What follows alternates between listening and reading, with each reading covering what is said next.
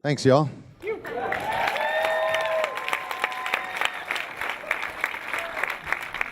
The film is Stay Human. The moment right now is for audience questions and filmmaker answers. Who has a question?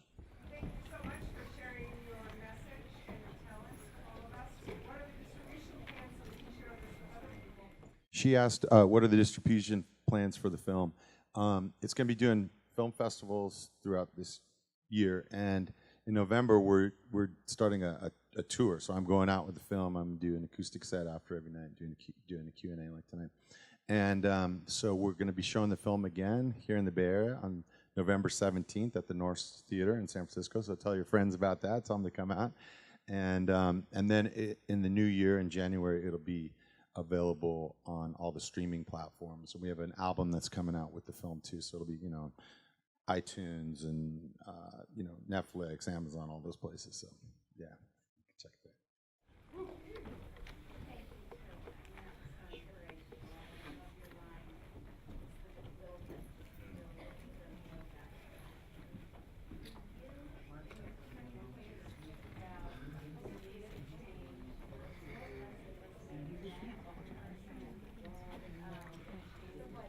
So the question is about the turning point of the music and when it changed. Awesome, yeah. Yeah, so she said that she was inspired by the line that said, "My big point is that it's the little things." And how did my music change, evolve over the years from being like an angry, political punk rock kid into being the person that I am today?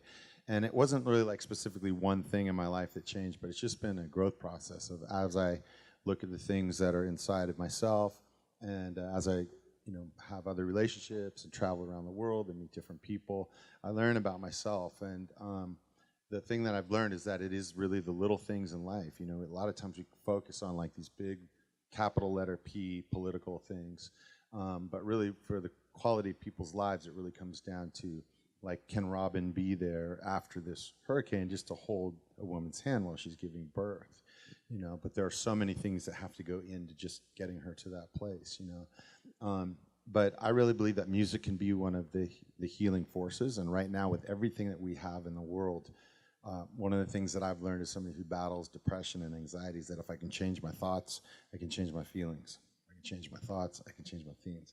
And it's like something you got to practice when things are going better. It's like, Steph Curry shows up, it's Game 7 in the NBA Finals. He's get up for the final second free throw, and he looks over to the bench. He's like, "Sorry, coach, I didn't practice free throws this year." He's probably not going to hit it. But if you practice when things are going rough, when things are going pretty good for you, then when you get in those rougher situations, I find that I can keep myself out of that toilet bowl of depression, And so music is one of the things that I've learned to help me to do that. So I write positive and inspiring music for myself so that when I'm out there on the road in times when I feel down, I can play those songs. And I feel like the best uplifting songs are songs that talk about hard things, but then say, but there's a different way. There's a better way. There's a better way. And that's why my music is less about like, fuck the system, and more about what can I do to be involved in the lives of other people.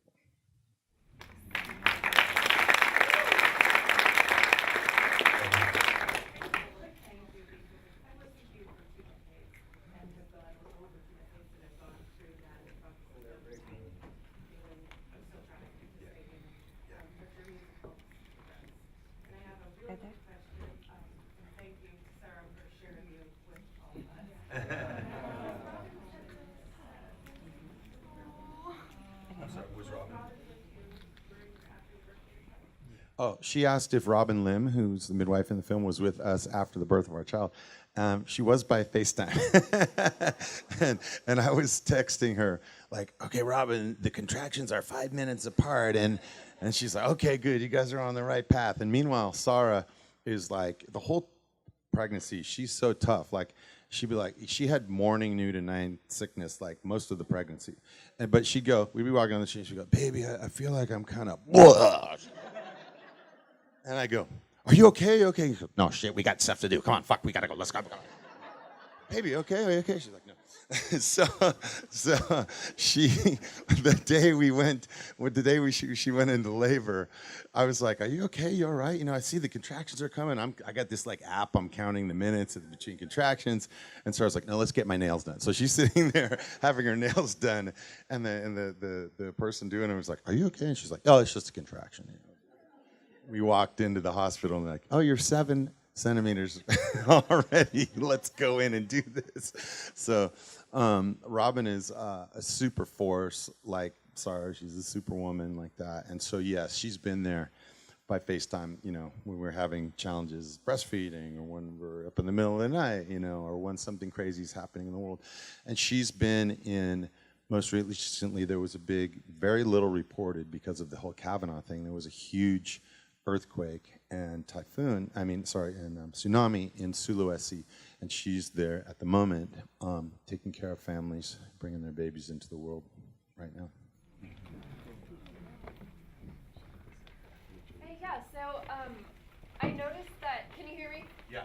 Okay, so I noticed that throughout, and I apologize to everyone around me because I feel like I'm screaming. Throughout the film, I didn't see any victims, which is really an interesting thing to notice in a film that could be about victimhood if you looked at it from a certain perspective.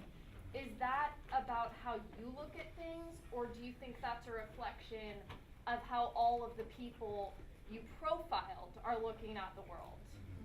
She said that throughout the film there wasn't any emphasis on, or she didn't see that there were any like victims, and that was unique in filmmaking. Usually you see a lot of that. I set out to make a film that was about my own experience of how I get through feeling down, and how I get through it mainly is by I meet people who are just ordinary people who are doing extraordinary things to make a difference in the lives of people who are around them. And so that's really what I wanted to focus on. And you know, I don't know if it was really like an effort to not show people who are being victims, but all the people that I'm really attracted to, like Hope and Steve, it's so incredible to me. I mean, you could argue like, you know, Steve is a victim of ALS, but he's really not. He's like, this is the life I have, and I'm gonna live it to the fullest. And Hope is just like, again, this like super person who is there every second. You know, he has to be has to have his trach suctioned about 30 times a day, 24 hours a day. And if she didn't do it once, he would suffocate and die. And she's there all the time. And like that kind of love and her spirit of when she says in the film, like, you know, other people have lives that are maybe on the surface appear better than mine, but I have Steve. And there's nothing better than that, you know, and that reminds me to appreciate, you know, my partner and my family and my mom and my friends and my bandmates. And, you know, sometimes I need that poke.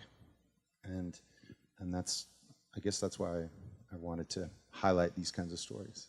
Thanks. Anybody up at the top? Can't see up there. Yeah. Go ahead and shout. There was a comment that it's too hot to ask questions. Oh, it's too hot. Oh, okay. Anybody down here? Yeah. One of the most beautiful things was your connection to your family, your children, your siblings, your parents, your wife. And I was like weeping for a lot of the movie.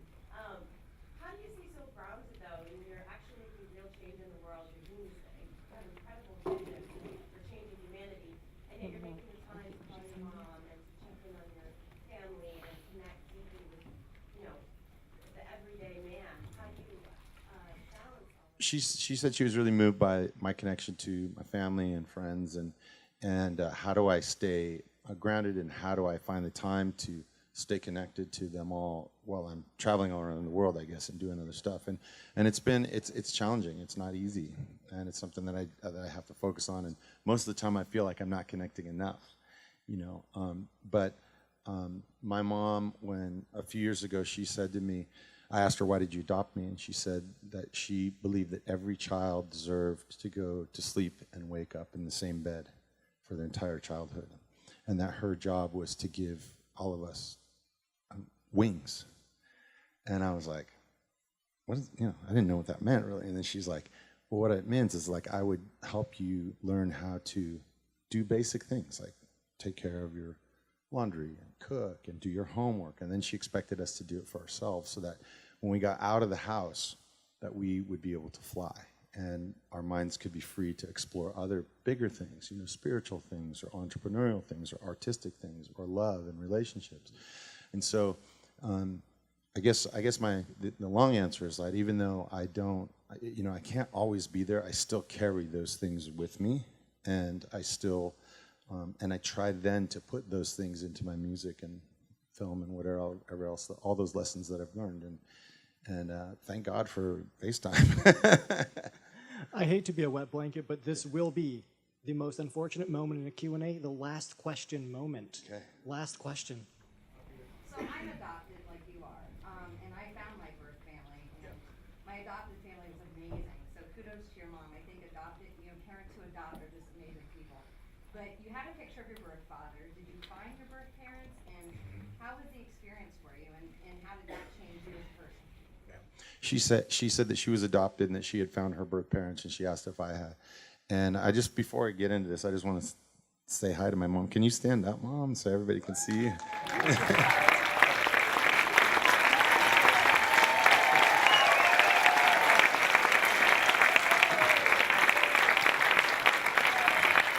So I kind of told the story earlier before. My mom, you know, I just imagine she went to church. She heard there was all these kids that need to be adopted. She comes back home and she says to her husband, Charles Franti, she says, "Look, Charlie, I know we've already got 3 kids of our own, and we're living in married student housing. But I think we should adopt another one." It's pretty remarkable that they did and that they adopted another son, and that we're all super different kids growing up in different ways. And I always dreamed or always imagined in my head, like somewhere maybe there's a mom, maybe there's a dad out there that birthed me. And so I searched for 2 years, and I went through to the Alameda Public County records, and I searched through the microfiche files, and I found a number that matched the number of my birth certificate and a name. And then I found that my birth mother had been married. I followed her married name and found out that they had some property and that there was some state taxes that were being paid on that property, and those records are public. And so I was able to find an address on that was back east in the Boston area. I was able to find, you know, call 411, get a phone number, and then call my mom, and my biological mom, I should say. And it's something that has been super challenging in my life, even to this day. It's a challenging relationship that we have, and she also introduced me to my biological father, and so it's kind of like I would say it's like a grieving process, like when somebody dies, except in reverse. Like you go through all this grieving, but then the person is there, you know, and. I also met my father's mother, and she was a very strong person. And in a couple of years of knowing her before she passed away, I became very close with her. And she was about this tall. I was her height when I was on my knees, exactly right. But one time I went to go visit her, and she was just about to, you know, pass away. We were concerned. I get this call in the middle of the night. "Come, Michael. It could be the last time you get to see her." So I show up at the hospital. I walk in there, and I'm like, she's on a heart meter and tubes in her nose, and I go kiss her on the forehead. And I say, "Grandma, are you okay?" And she wakes up, and she didn't have her teeth in. She's like, "Yeah, Michael, is that you?" I said, "Yeah, it's me." I said, "Grandma, why are you here in the hospital?" She says, "Because I'm pregnant." I said, "Grandma, who got you pregnant?" "Reverend Mitchell." "Why do you think I'm in the hospital? I'm old." I said, "Grandma, is there anything I can get you?" She goes, "I want a Butterfinger." So I went downstairs. I got her this big foot-long Butterfinger. We ate the Butterfinger. We talked. And 3 days later, she got better and got out of the hospital. And she lived about 6 months more. But the thing that was amazing for me was just to have that connection, to know that I am part of this family of people who have, and she worked as a domestic servant into her 90s, my grandmother. And yet she was able to keep that sense of humor, and that taught me a lot about just holding on, just like in the same way that my father, who had been this, who had suffered from alcoholism, became and blossomed in this really beautiful person. He taught me how people can do that. So, yeah. Yep. So stay Thanks, human, y'all. Michael Franti. Live at the Sweetwater tonight.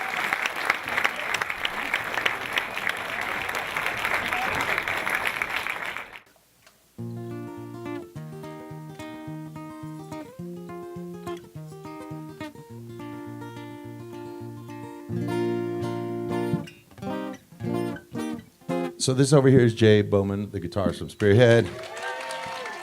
This is Carl Young, the bassist from Spearhead. This is Victoria Canal, who in January I met just through Instagram. I saw her music just coming through my Explore feature, and I just sent her a message saying, I really love your music, I love your voice and the message in your music, and would you like to come on tour with me? And so we wrote a song together, and she came out on the road with us. And but this is a song that's in the film. It's the title track from the movie, and it's a song that I wrote for my mom. She's really the person in my life, more than anybody else, who has taught me what it means to be your authentic self and to just hold on to that in times that are super challenging. And so this is for you, Mom. It goes like this.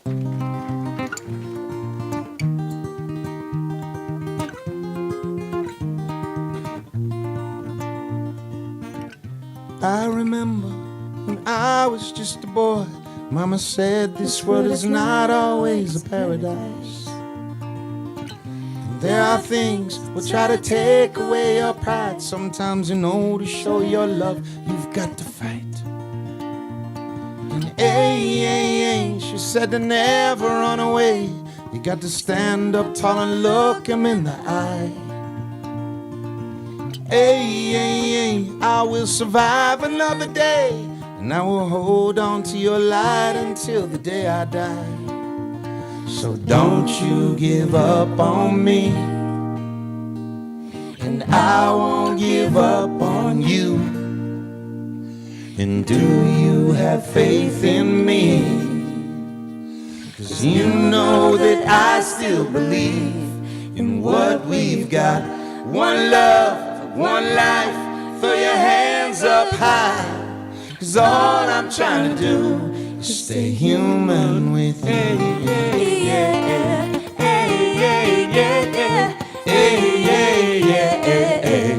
Stay human with you.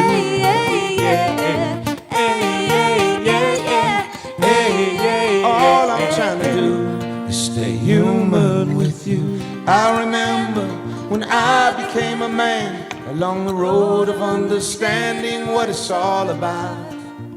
The past will not define me, and the future can't defeat me. So I will hold on to your light until the day I die. So don't you give up on me, Don't you give up on me. and I won't give up on you. Oh, I won't give up on you. Do you have faith in me? Oh, do you have faith in me? 'Cause you know that I still believe in what we've got. One love, one life, throw your hands up high. 'Cause all I'm trying to do is stay human. Put your hands together.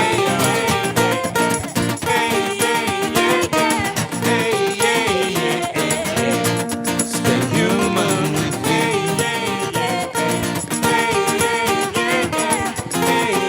All I'm trying to do is stay human. And we'll weather the storm. Not even nuclear war could ever stop me from speaking the truth. So don't you give up on me, Don't you give up on me. I won't give up on you. Oh, I won't give up on you. Do you have faith in me? Oh, do you have faith in me? You know that I still believe in what we've got. One love, one life, throw your hands up high. 'Cause 'cause all I'm trying to do is stay human with you. One love, one life, throw your hands up high. All I'm trying to do is stay human with you. Hey, yeah, yeah. Hey, yeah, yeah. Hey, yeah, yeah. Stay human with me. Hey, yeah, yeah. Hey, yeah.